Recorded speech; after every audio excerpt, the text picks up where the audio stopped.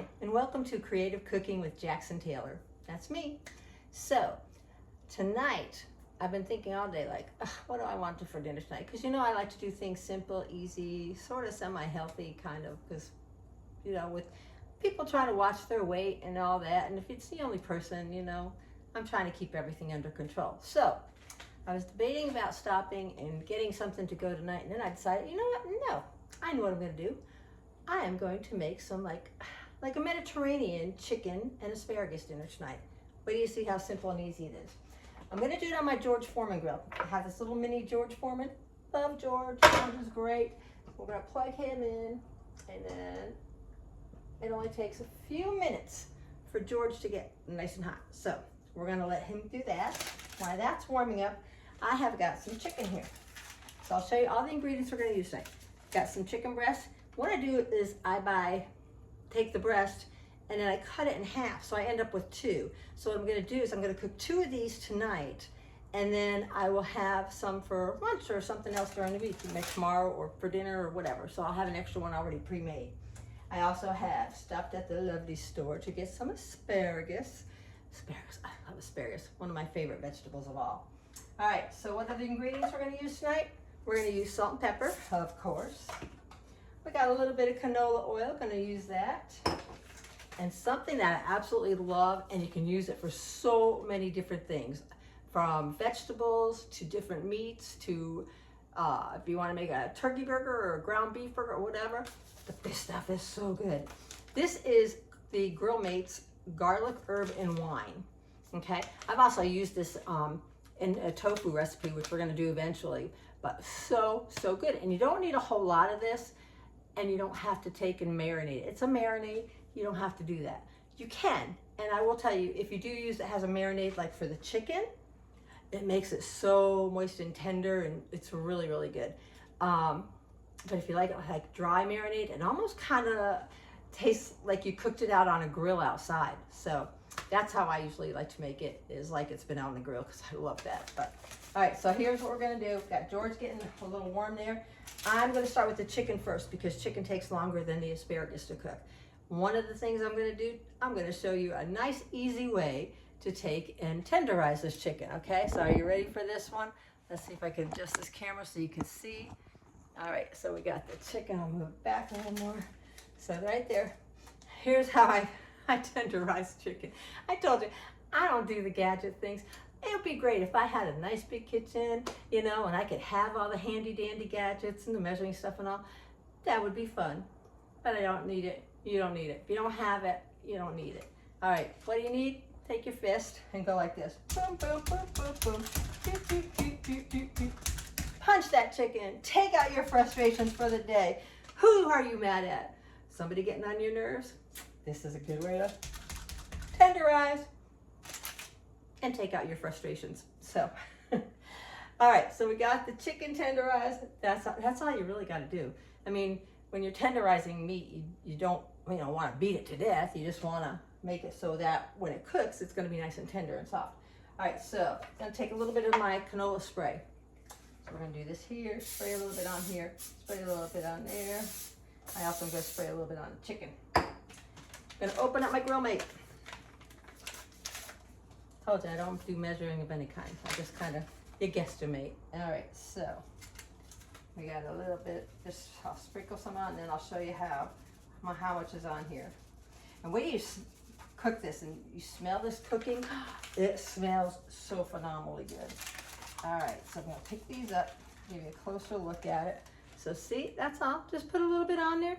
And then another thing I like to do is just pat it, get a little pat, and that's it. Now we're gonna put these on here, and it should be nice and hot enough.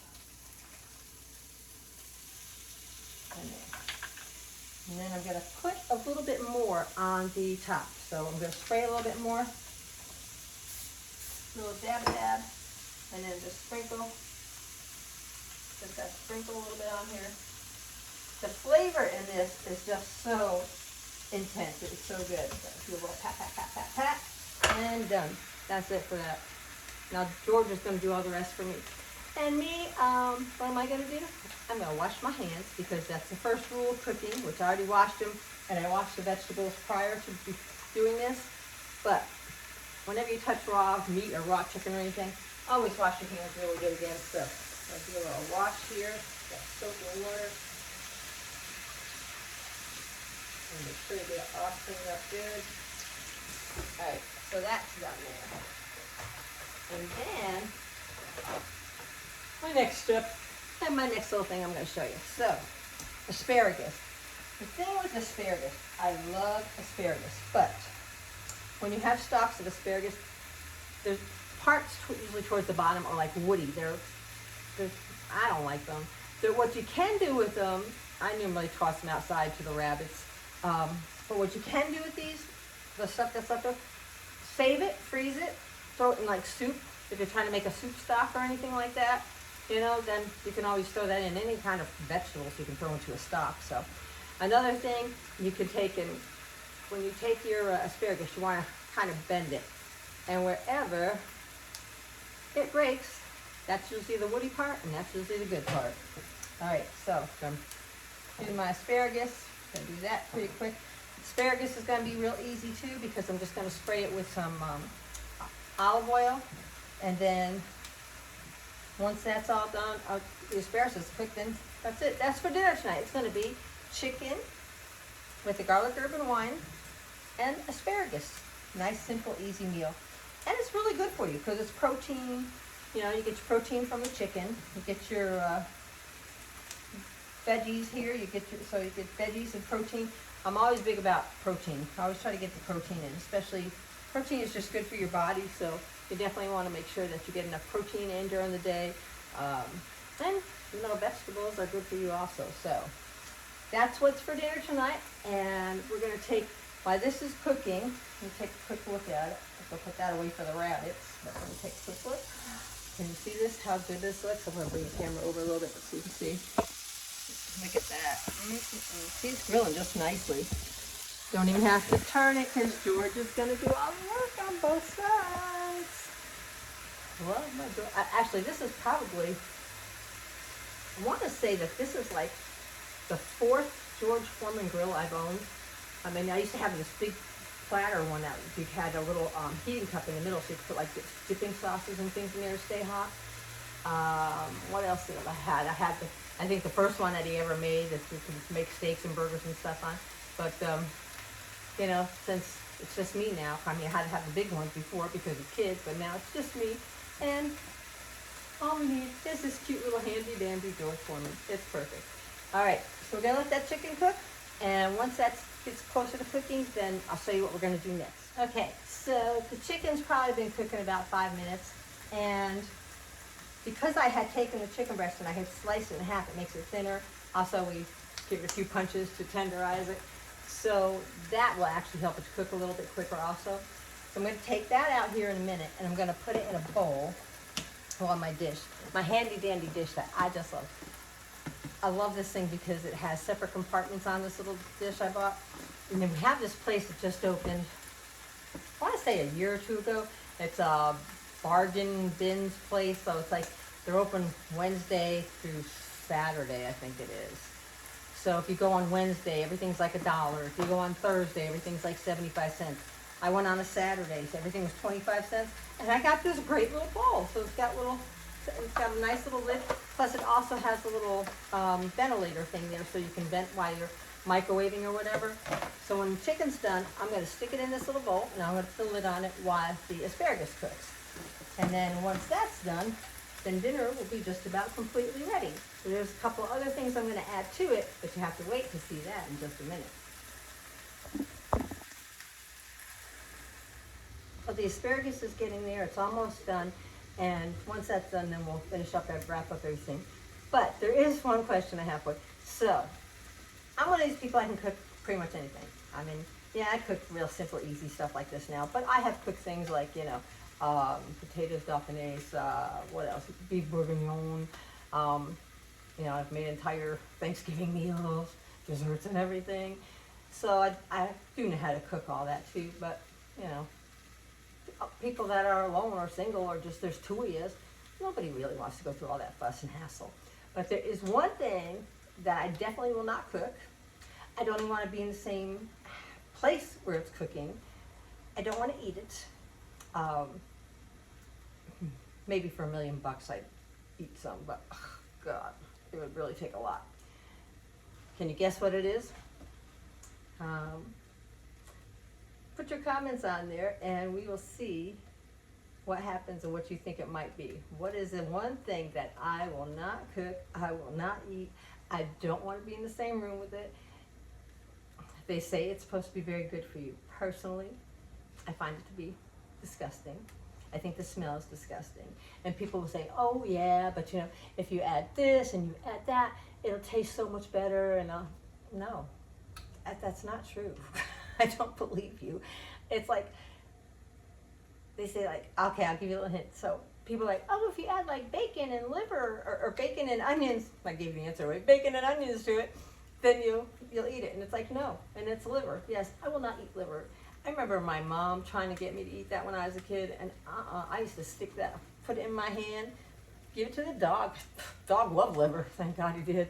But yeah, so the dog, he ate a lot of liver because I was not eating that. I would sit there for hours. I was not going to eat it. I would rather have starved to death. So, yeah, that's the only thing, pretty much about the only thing. Other than that, most things I'll try. I've traveled around to like 9 different countries, so I've tried different foods, and I love trying different foods from different places. But don't like liver.